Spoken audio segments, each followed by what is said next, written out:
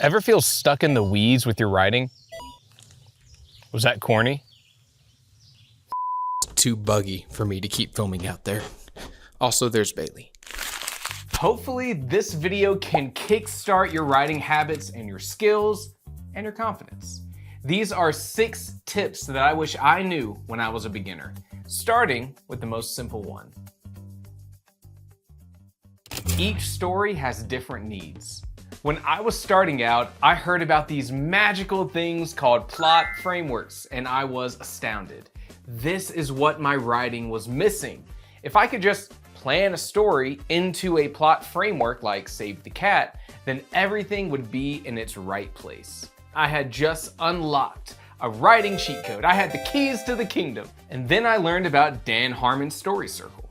And then I learned about the hero's journey. And then I learned about the 7-point story structure. And then all of a sudden, my cheat codes looked a lot less valuable. I thought a plot framework was supposed to help me write my story, not become an analysis paralysis situation. Which one do I choose? And the truth is that every story has different needs. And based on your understanding of your story, different plot frameworks and character arcs and genre tropes are going to work. Each story has a unique approach, but it begins with how you understand that story. If you look at something like Save the Cat and it doesn't seem to really fit, then don't use it. Find the tools that fit your story and don't try to force something just because someone says you should. Even me. Also, side note, should you even use a plot framework? Well, I would recommend it. I think they're awesome. They typically help keep your story on track, and it can be as detailed or as vague as you want it to be. Just make sure that you keep in mind that it's a guide, not some law written in stone. You can even change your plot halfway through. No one's gonna know. I'm not gonna tell anyone.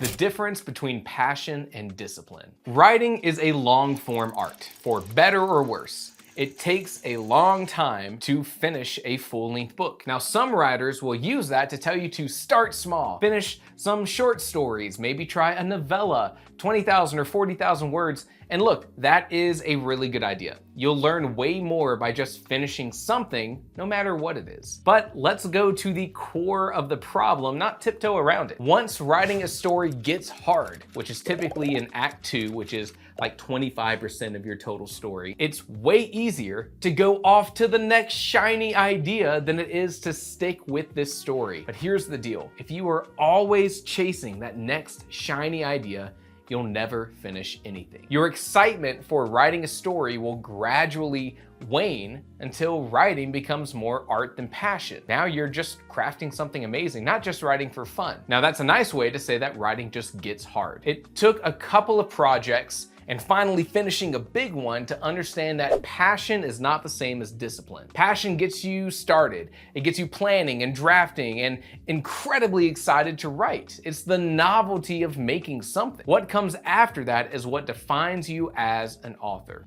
Learning to enjoy the process of writing beyond that passionate burst of energy, especially at the start of a project, bar none, is a make it or break it moment in a writer's life. And here is the moment that I understood that. I was writing Starlight Farm's Kennel for Talking Dogs, my cozy fantasy story, guaranteed to make you tear up, link below. And when that passionate excitement dwindled away, I realized I had characters in this book that I wanted to see succeed. I wanted to see them come to life on the page. My excitement shifted from something external like writing a book or being an author or telling a story to something more intrinsic, giving these characters a journey worth reading about. Now, writing was this positive feedback loop. I wrote because I loved the characters, and writing characters made me want to keep writing. Powerful stuff. Put in the work, be disciplined, and maybe you'll find that same positive feedback loop yourself. Nothing can stop you then. The Protodraft. Watch this video. After this one, don't go anywhere. Watch this video, learn about the Protodraft. It is the #1 thing that shifted my writing life. It completely turned around my process and I was able to start finishing things. And that's what you need to be doing too. Go watch that video, rewire your brain, have a great time, but finish this one first. Find a community. Look, I promise I'm not just here shilling my Discord, which you should definitely join, by the way, link below. I have rarely been part of communities. In so many times in my life, I've just chosen to tackle things just by myself. And I never really knew how different it could be and why a community could be important. But that changed when I started my Discord. Having people cheer you on gives you a certain amount of motivation that you just cannot generate yourself. Sharing your ideas in a place where people are interested and excited to hear about it is unlike anything else.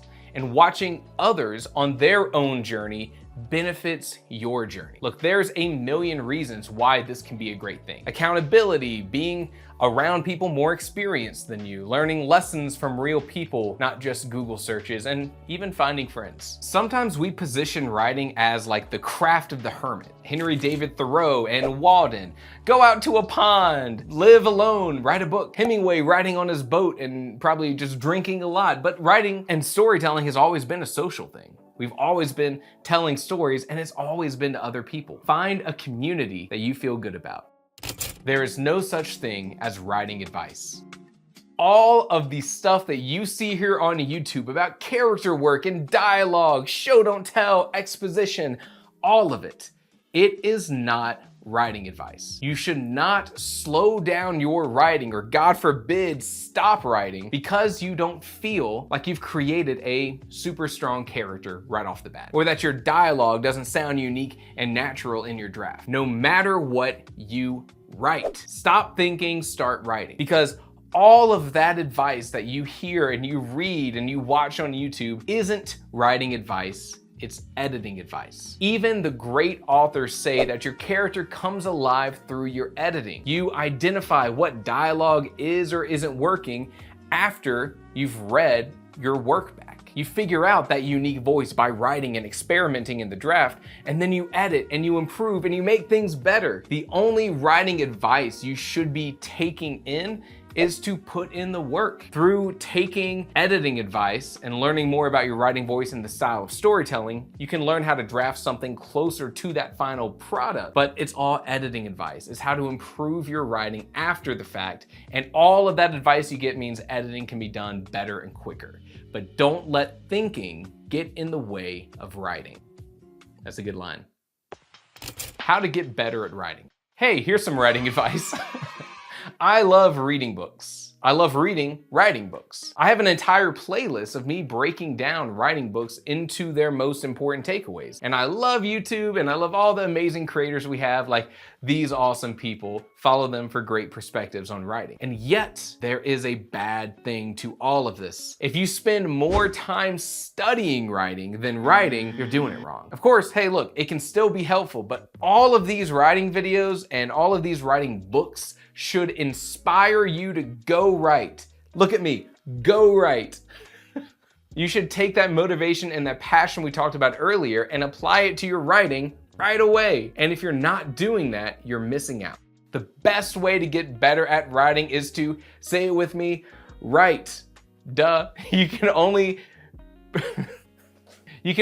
push your writing to be so good because, you have a limited understanding of prose and grammar and storytelling.